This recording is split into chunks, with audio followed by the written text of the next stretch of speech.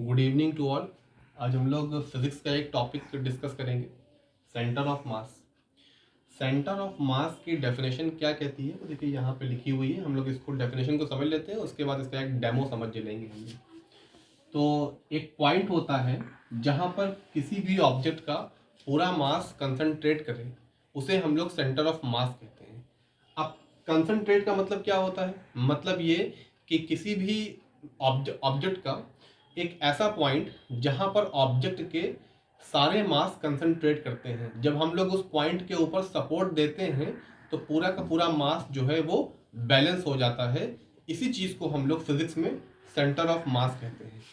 और देखिए हमने यहाँ पर एक स्टिक ले ली है और स्टिक को हम लोग देखेंगे तो देखिए स्टिक जो है हमारे इस वाली उंगली के इस पॉइंट के ऊपर जो है बैलेंस हो गई है कि नहीं, कि नहीं हो गई है।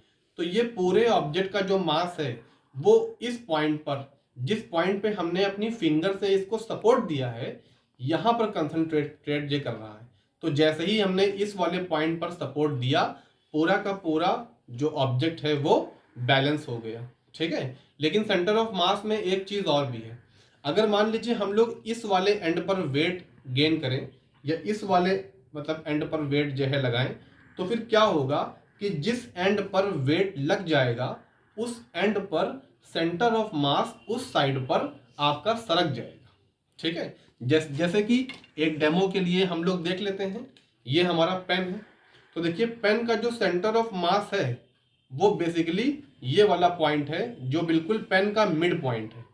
तो यहाँ पर इस साइड पर और इस साइड पर कोई भी वेट नहीं है, लेकिन अगर हम इस वाले एंड पर ये कैप लगा दें तो अब कैप लगाने से क्या हुआ, इस वाले एंड पर वेट थोड़ा भारी हो गया। तो अब सेंटर ऑफ मास जो कि यहाँ था वो देखिए सरक के हमारा यहाँ पे हो गया।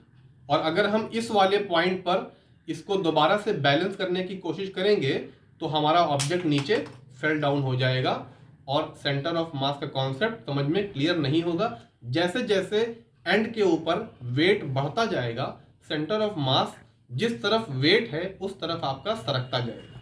तो सेंटर ऑफ मास का फिजिक्स में जो कॉन्सेप्ट है ये क्लियर? Yes, sir. थैंक्स।